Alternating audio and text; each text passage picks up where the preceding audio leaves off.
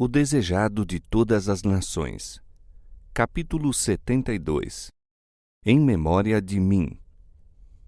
O Senhor Jesus, na noite em que foi traído, tomou o pão e, tendo dado graças, o partiu e disse: Tomai, comei, isto é o meu corpo que é partido por vós.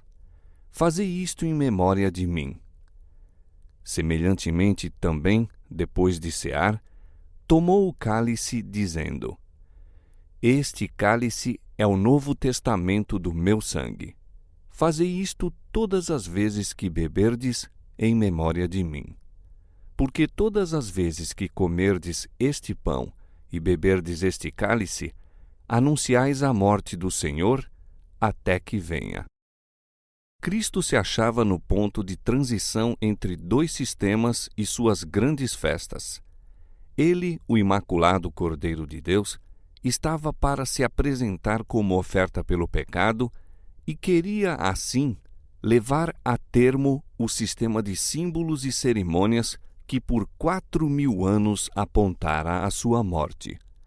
Ao comer a Páscoa com seus discípulos, instituiu em seu lugar o serviço que havia de comemorar seu grande sacrifício. Passaria para sempre a festa nacional dos judeus. O serviço que Cristo estabeleceu devia ser observado por seus seguidores em todas as terras e por todos os séculos. A Páscoa fora instruída para comemorar a libertação de Israel da servidão egípcia. Deus ordenara que, de ano em ano, quando os filhos perguntassem a significação desta ordenança, a história desse acontecimento fosse repetida. Assim, o maravilhoso livramento se conservaria vivo na memória de todos. A ordenança da ceia do Senhor foi dada para comemorar a grande libertação operada em resultado da morte de Cristo. Até que ele venha a segunda vez em poder e glória, há de ser celebrada esta ordenança. É o meio pelo qual sua grande obra em nosso favor deve ser conservada viva em nossa memória. Ao tempo de sua libertação do Egito, os filhos de Israel comeram a ceia pascual de pé, lombos cingidos e com o cajado na mão, prontos para a viagem. A maneira em que celebraram essa ordenança estava em harmonia com sua condição, pois estavam para ser mandados sair da terra do Egito e deviam começar uma penosa e difícil jornada através do deserto. Ao tempo de Cristo, porém, o estado de coisas havia mudado. Não estavam agora para ser mandados sair de um país estrangeiro, mas eram habitantes de sua própria pátria. Em harmonia com o descanso que lhes fora dado, o povo tomava então parte na ceia pascual em posição reclinada. Colocavam-se leitos ou divãs ao redor da mesa e os convivas reclinados neles, descansando no braço esquerdo, tinham livre a mão direita para servir-se. Nesta posição, um comensal podia reclinar a cabeça no peito do outro, que lhe ficava imediatamente. E os pés, saindo da extremidade do leito, podiam ser lavados por alguém que passasse pelo lado exterior do círculo. Cristo está ainda à mesa em que fora posta a ceia pascual. Acham-se diante dele os pães asmos usados no período da Páscoa. O vinho pascual, livre de fermento, está sobre a mesa. Esses emblemas Cristo emprega para representar seu próprio irrepreensível sacrifício. Coisa alguma corrompida por fermentação, símbolo do pecado e da morte, podia representar o Cordeiro imaculado e incontaminado. E quando comiam, Jesus tomou o pão e, abençoando-o, o partiu e deu aos discípulos e disse: Tomai, comei, isto é o meu corpo. E, tomando o cálice e dando graças, deu-lhe, dizendo: Bebei dele todos, porque isto é o meu sangue, o sangue do Novo Testamento, que é derramado por muitos para a remissão dos pecados. E digo-vos que, desde agora, não beberei deste fruto da vide, até aquele dia em que o beba de novo convosco no reino de meu Pai. Judas, o traidor, achava-se presente ao serviço sacramental. Ele recebeu de Jesus os emblemas de seu corpo partido e de seu derramado sangue. Ouviu as palavras: "Fazei isto em memória de mim." E ali, sentado na própria presença do Cordeiro de Deus, o traidor alimentava seus negros desígnios e acariciava seus malévolos, vingativos pensamentos. No lava-pés, Cristo dera convincente prova de que compreendia o caráter de Judas. "Nem todos estáis limpos", dissera. Estas palavras convenceram o falso discípulo de que Cristo lhe lia o secreto desígnio. Agora Jesus falou mais claramente. Enquanto estavam sentados à mesa, ele disse, olhando para os discípulos: "Não falo de todos vós, eu bem sei os que tenho escolhido, mas para que se cumpra a Escritura: o que come o pão comigo, levantou contra mim o seu calcanhar." Mesmo então, os discípulos não suspeitaram de Judas, mas viram que Cristo parecia grandemente perturbado. Baixou sobre todos uma nuvem, a advertência de qualquer terrível calamidade, cuja natureza não percebiam. Enquanto comiam em silêncio, Jesus disse: na verdade vos digo que um de vós me há de trair." A essas palavras foram tomados de espanto e consternação. Não podiam compreender como qualquer deles pudesse agir traiçoeiramente com seu divino mestre.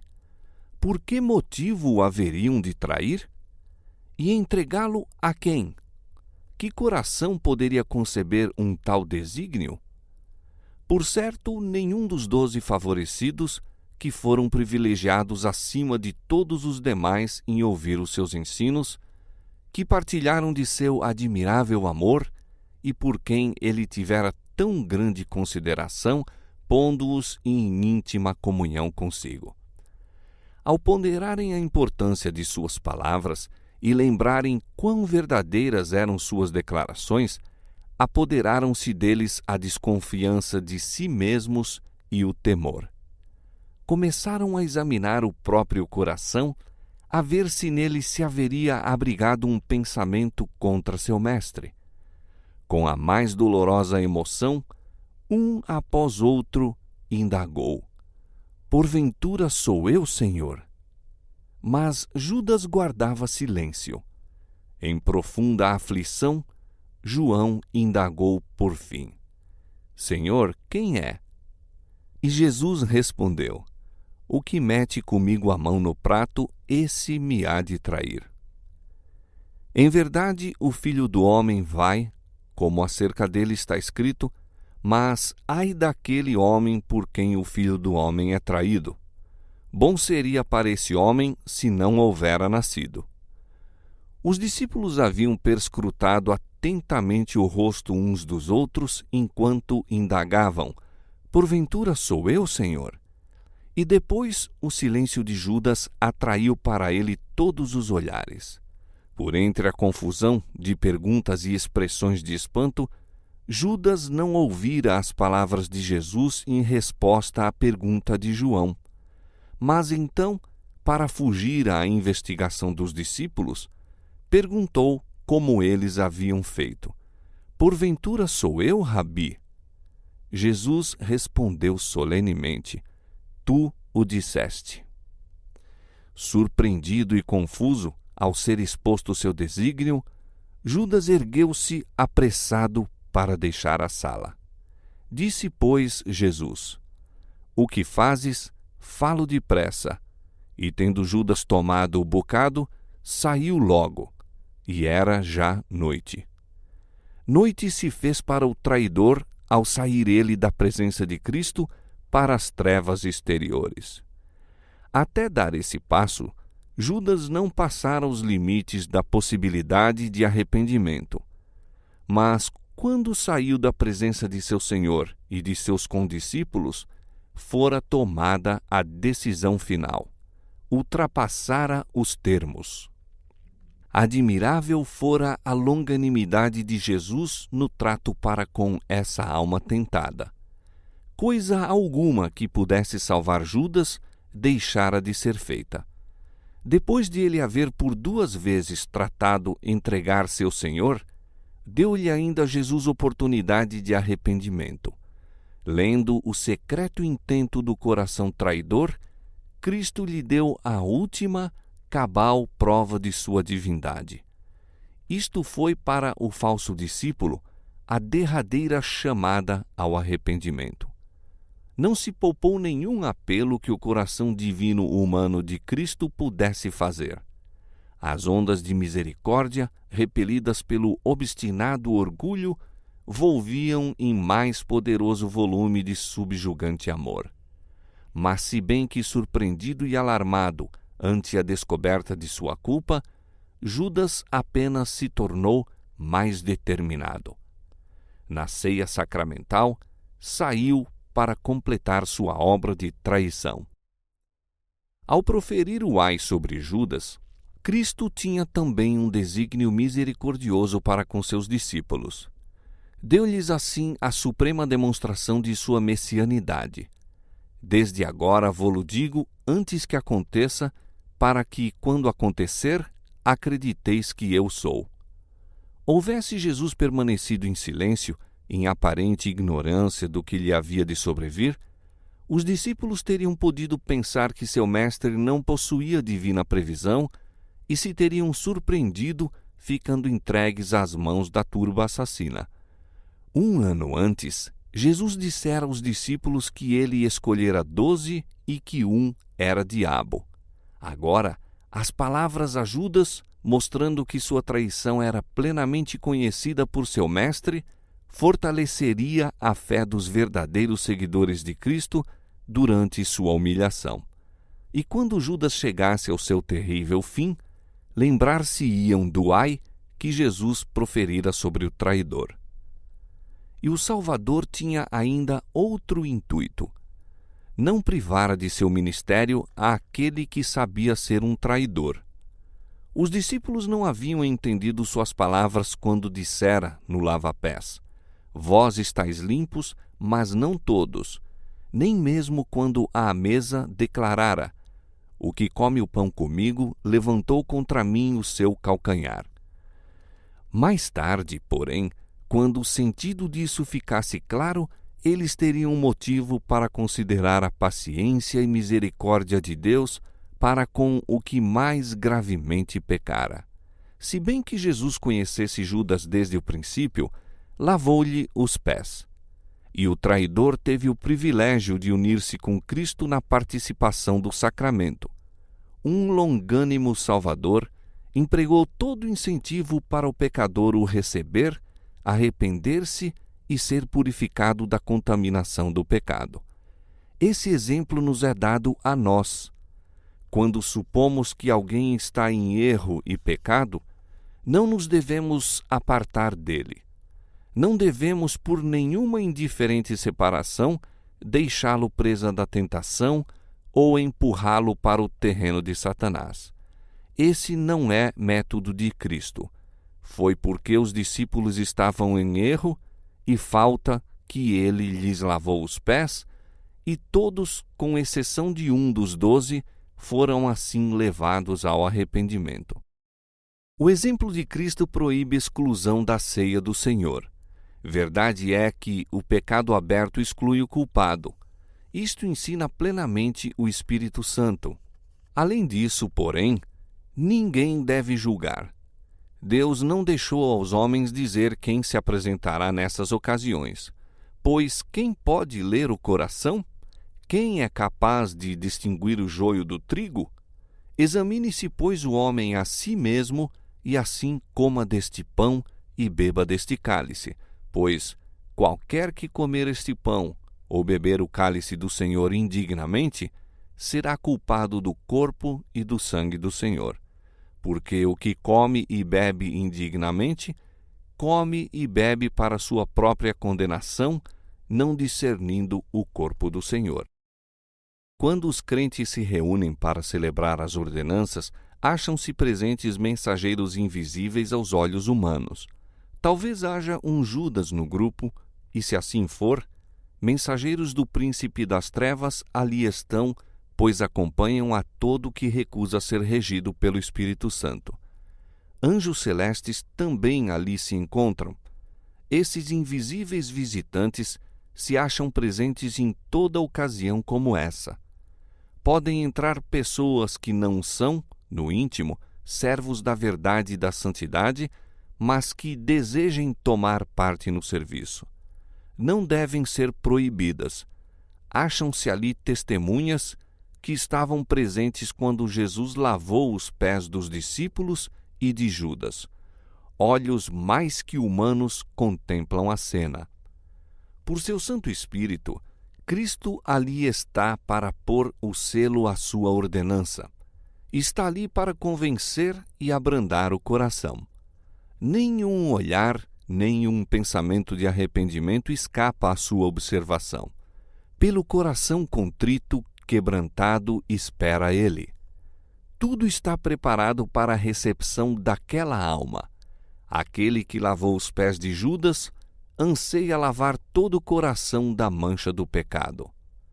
Ninguém deve se excluir da comunhão por estar presente, talvez, alguém que seja indigno. Todo discípulo é chamado a participar publicamente e dar assim testemunho de que aceita Cristo como seu Salvador pessoal.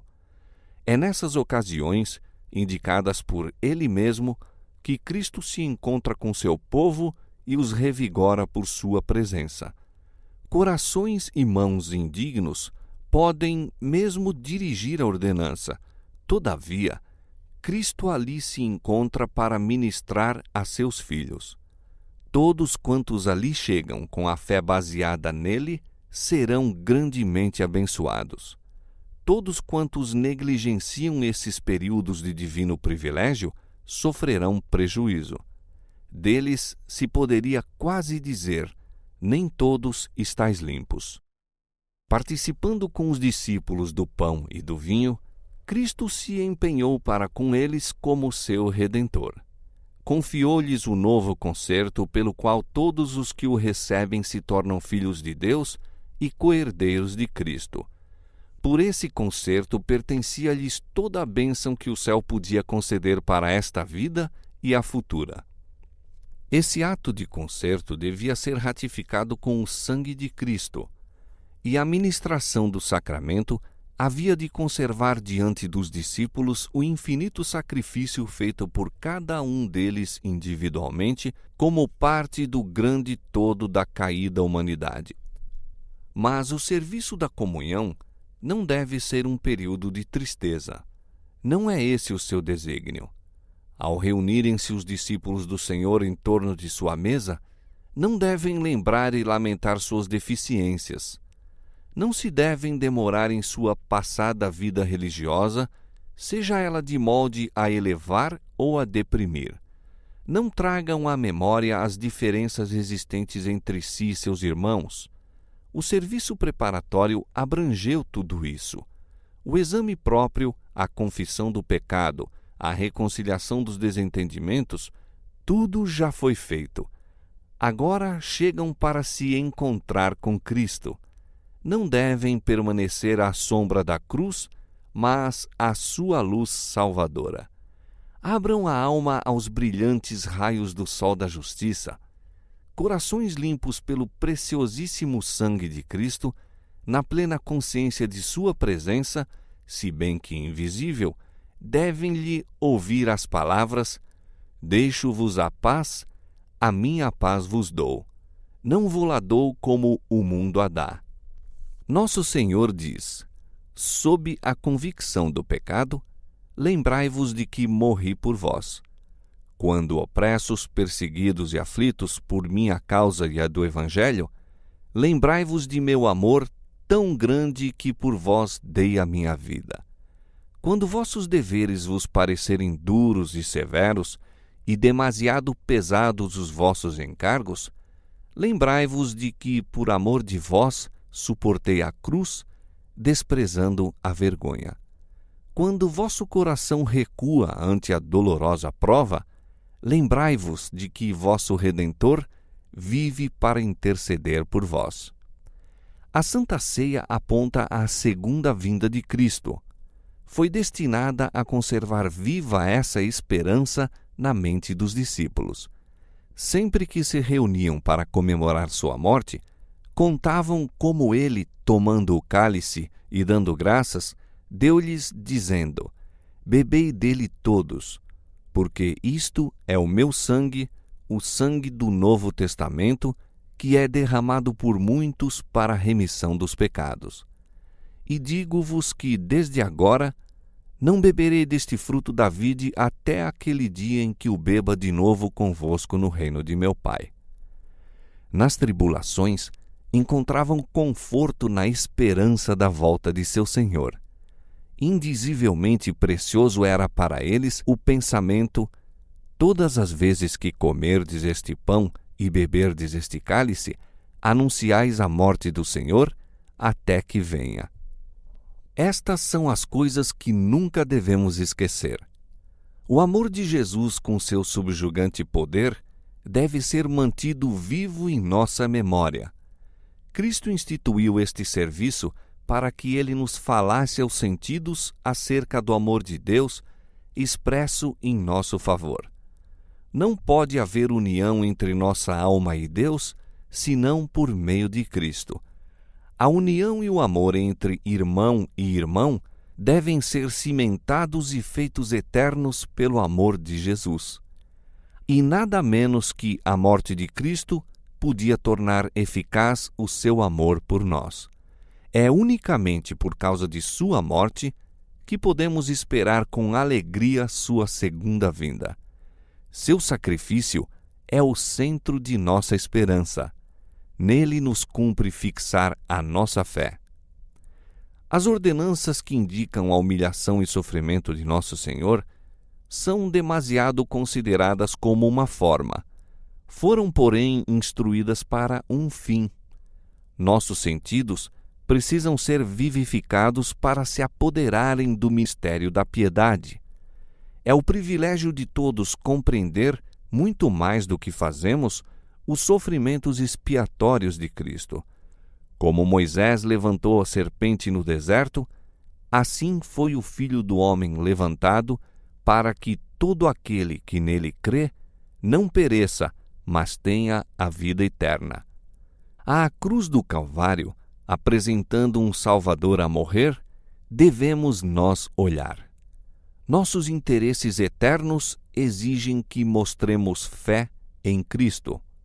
Disse nosso Salvador: se não comerdes a carne do Filho do Homem e não beberdes o seu sangue, não tereis vida em vós mesmos. Porque a minha carne verdadeiramente é comida e o meu sangue verdadeiramente é bebida. Isso é verdade quanto à nossa natureza física. Mesmo esta vida terrestre, devemos à morte de Cristo. O pão que comemos é o preço de seu corpo quebrantado. A água que bebemos é comprada com seu derramado sangue. Nunca alguém, seja santo ou pecador, toma seu alimento diário que não seja nutrido pelo corpo e o sangue de Cristo. A cruz do Calvário acha-se estampada em cada pão. Reflete-se em toda a fonte de água. Tudo isso ensinou Cristo ao indicar os emblemas de seu grande sacrifício. A luz irradiada daquele serviço de comunhão no cenáculo torna sagradas as provisões de nossa vida diária. A mesa familiar torna-se como a mesa do Senhor e cada refeição um sacramento. E quão mais verdadeiras são as palavras de Cristo quanto à nossa natureza espiritual. Quem come a minha carne e bebe o meu sangue tem a vida eterna. É recebendo a vida por nós derramada na cruz do Calvário que podemos viver a vida de santidade. E essa vida transmite-se-nos ao receber sua palavra, fazendo as coisas que ele ordenou.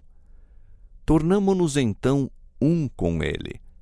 Quem come a minha carne e bebe o meu sangue, permanece em mim e eu nele. Assim como o Pai que vive me enviou e eu vivo pelo Pai, assim quem de mim se alimenta também viverá por mim.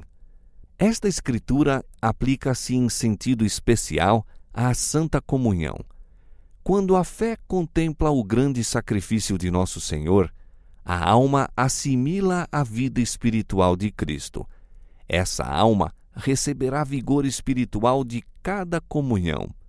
O serviço forma uma viva conexão pela qual o crente é ligado a Cristo e assim ao Pai. Isso forma, em especial sentido, uma união entre os dependentes seres humanos e Deus. Ao recebermos o pão e o vinho simbolizando o corpo partido de Cristo e seu sangue derramado, unimo-nos pela imaginação à cena da comunhão no cenáculo. Afigura-se-nos estar atravessando o jardim consagrado pela agonia daquele que levou sobre si os pecados do mundo. Testemunhamos a luta mediante a qual foi obtida nossa reconciliação com Deus. Cristo crucificado apresenta-se entre nós. Contemplando o crucificado Redentor, compreendemos mais plenamente a magnitude e significação do sacrifício feito pela majestade do céu. O plano da salvação glorifica-se aos nossos olhos e a ideia do Calvário desperta vivas e sagradas emoções em nossa alma. No coração e nos lábios achar-se-ão louvores a Deus e ao Cordeiro, pois o orgulho e o culto de si mesmo não podem medrar na alma que conserva sempre vivas na memória as cenas do Calvário. Aquele que contempla o incomparável amor do Salvador será elevado no pensamento, purificado no coração, transformado no caráter. Sairá para servir de luz ao mundo, para refletir em certa medida este misterioso amor. Quanto mais contemplarmos a cruz de Cristo, tanto mais adotaremos a linguagem do apóstolo quando disse: "Mas longe esteja de mim gloriar-me, a não ser na cruz de nosso Senhor Jesus Cristo, pela qual o mundo está crucificado para mim e eu para o mundo."